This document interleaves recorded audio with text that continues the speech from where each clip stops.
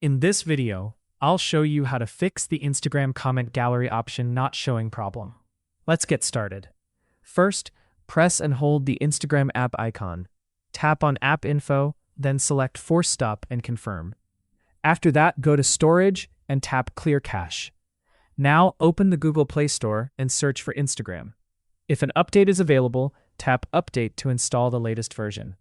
Once the update is complete, open Instagram again.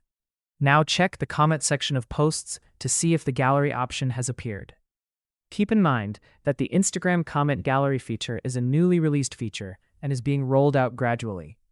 If you've updated everything and still don't see it, you may simply need to wait.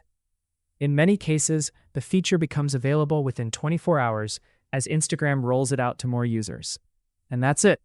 That's how you can fix the Instagram comment gallery option not showing problem. If you found this helpful, don't forget to like and subscribe for more quick tutorials.